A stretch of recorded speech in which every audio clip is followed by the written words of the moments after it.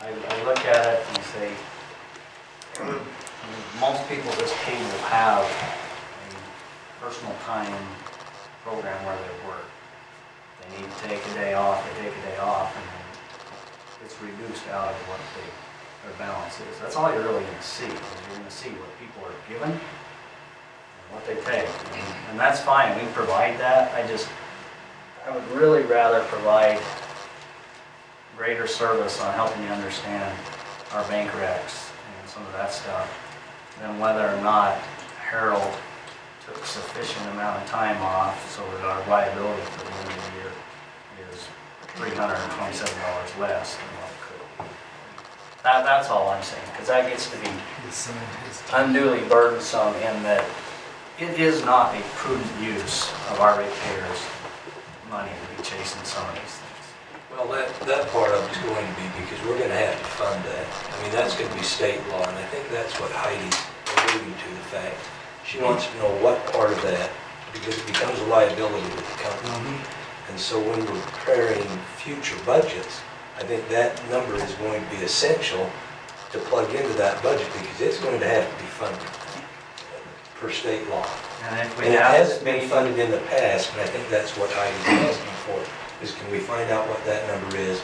Now, beyond that, I'm not inclined to go beyond that personally, you know, if somebody else wants to. But that portion of it that has got to be funded in the future, that's what I think I'm interested in, to see how we can prepare a budget to fund that in the future. Well, and that number in hard dollars is in your audit report.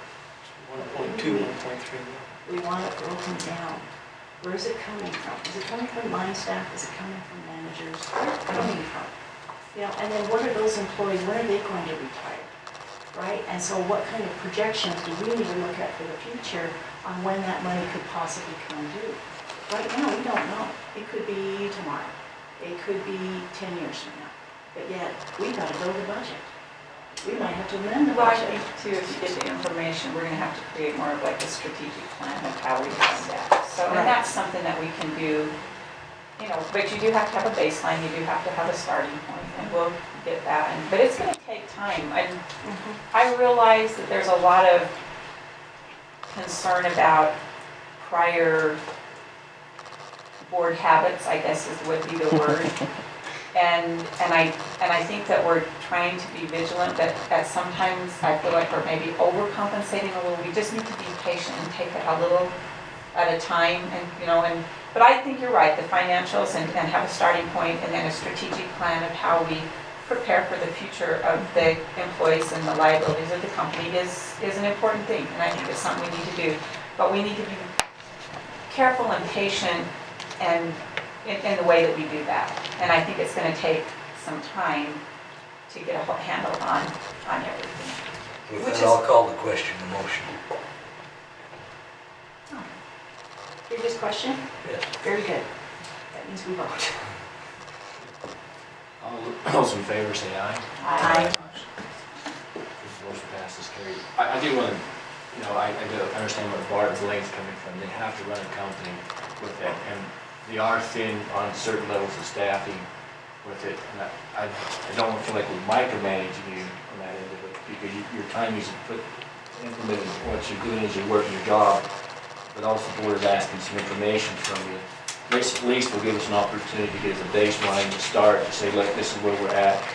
We haven't got the answer. We're looking for that, so we can maybe help us through that part of it. But also, I realize you need to spend the time you need to get things done to keep the business going and moving with it forward on that. So if you wouldn't mind be accommodated, just we'll put that part of our special meeting we have onto that.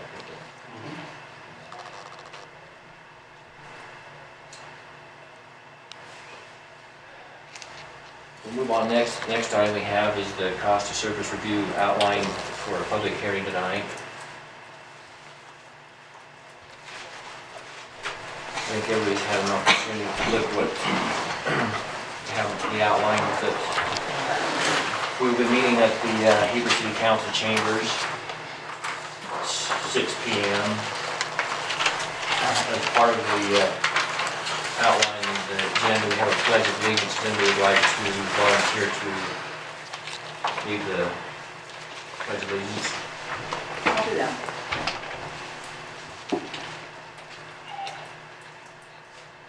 We'll have a welcome, the staff will go over that, and Bob will go through his presentation. It's pretty well the same presentation we've heard and looked at, so we presented probably. And then management will talk about some of the recommendations and how to implement it. And we'll open up to a public hearing, allow the public, it says 3 minutes, we'll probably give them at least 5, if there are not many there, we'll even open up more time for people to speak. Mr. Chairman, is the management or the study presentation, is this going to be the same one that Jason presented to our city council and the other councils, or will it be different? The presentation is the same presentation we've been giving to the municipal councils. We don't know who's going to be at the public meeting. Both the cost of service presentation and the company's presentation, as far as I'm concerned, can be optional depending on the desires of the board and the attendance of the public hearing. You've all seen all of the information that we're going to present. And that information, like I said, if there's new people there that haven't seen it, probably, because it takes about an hour for that presentation. So, I yeah. didn't think it took that long. It took them 55 minutes last night. Of course, we had a few questions. You had an engaged council. Jace, you gotta speak faster, bud. You gotta, You need more coffee. no. It's good information, and I think if there's people who haven't heard it, then the presentation's probably worth your time. It's a little bit of, unless you understand a little bit of power, it's hard to really grasp the whole thing, but I think it's interesting. I would suggest one or the other, because we overlap. That's what I said, they're pretty well about the same presentation. Probably, I think maybe Bob's do his. If there's any pieces that Bob has not presented, you feel like you need to present, maybe You present could instead fill in of the gaps with instead of that. doing the Yeah, whole actually, the presentation. presentation is just a summarization of Bob's cost and service. Right. His has the colorful PowerPoint. He went to a lot of trouble to do The whistles that. and bells. Yeah, Well, his gets into a little more technical detail yeah. and is quite a different level than the presentation. Right. It depends on your audience. I mean, True. you think it's something that would be appropriate for it to take them through the whole thing. I mean, that's fine, but if it's something that's, they get better absorption from what Jason would present, then, I would recommend that.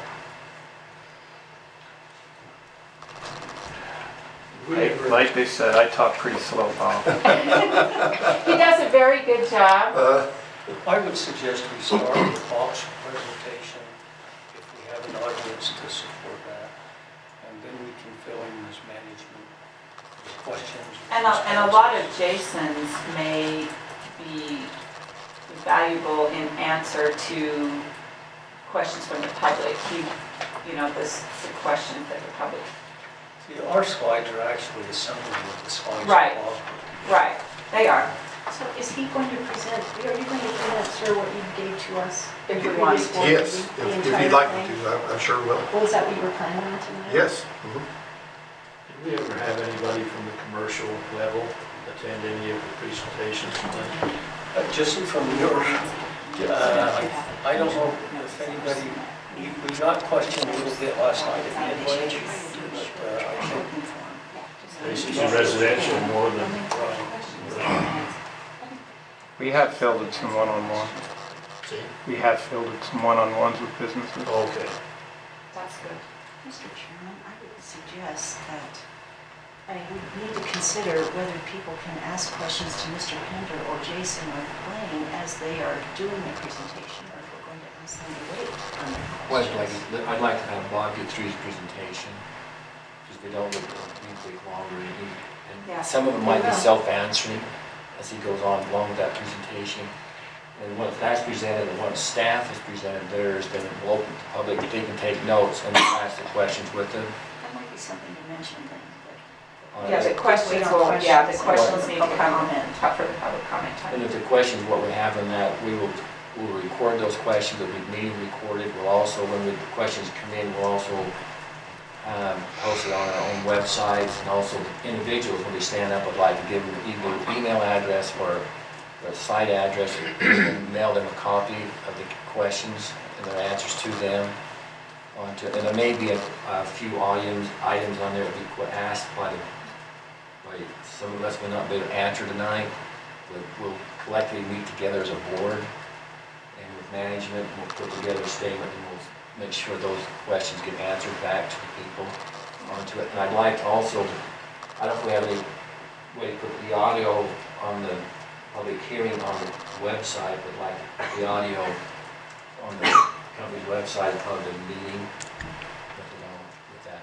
So people cannot make it, at least listen to the public hearing part of it. And if what questions we do have, and outline them, when Carly will take notes on that, then the board will go back through and read those and land them. I wouldn't mind also publishing some of those in the local paper also. Just responses to the questions that were asked at the public hearing, I think is good to do.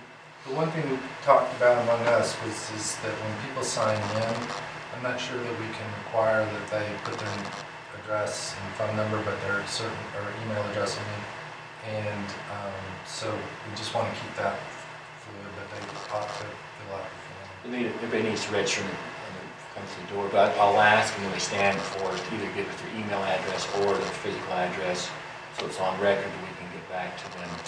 And they could just give that to Carly, they could just write that information down so that, people might not want to say that out, so that it's out on there. But they could, they could leave their message, leave the number with Carly. So that, I created just a little list, a roll, and I put phone number and email address. Oh, perfect. And so then they can give to you if you want. Optional if they want to put that on.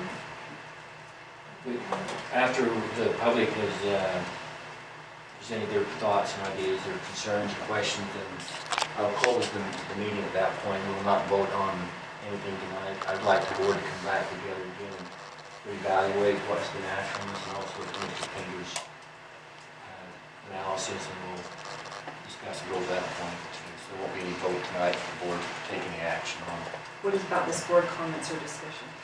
Did you say that? If there's anything on the board would like to add to it, you can be free to say something. After the public Public hearing, let the public speak first, and if there's some statement or something you'd like to say as a board member, you're welcome to state what you'd like to say. Any other suggestions? I don't think we better ask for a physical address. Get into some liability issues there if something happens. So We always ask for that at our public hearing meetings. Please state your name and address for Brad. Well, that is if they're, so that they're a resident. This isn't necessarily a resident, but if you ask somebody to give their address and they go home and their house has been broken into, you're going to assume liability. So I don't think I'd ask for an address. No, we do that at a public. Why couldn't we just simply say? An email address, If you'd like fine, a but I wouldn't ask response for to physical any address. unanswered questions, leave some contact Right. information with Carly. But they can't state their name, but, Oh, yeah. okay. Is that way? Can I ask one question? If we're not asking for their address, how can we verify they're a ratepayer I know. on answering their question? If they sign in at the door. Well, I will ask them to state. I mean, we get a lot of Deercrest, Todd Hollow people calling whenever Rocky Mountain Power has an outage, thinking that we're their provider. I'm not saying that there would be, but sometimes it's hard to answer a rate question to a non-customer. Let me just clarify my comment. The only thing I was concerned about is that somebody would not want to come into the public hearing and just sit if they had to give personal information. If the person stands up and wants to make a statement, I think it's okay to require that they state where they live and their address, but that's me. I mean, I want to answer all questions. That's not, if it's something that we have to answer via email at some point, but, if it's Ben Fitzgerald wanting to know why you can't be our customer, it's hard to answer that question. Well, I don't think that should happen in this one. This is talking I hope not. about rate increase Right. to the customers. I think you just say, you know, we accept comments from people like power customers. Right. No one else should have standing Right. at this public hearing, Right. I don't think. True.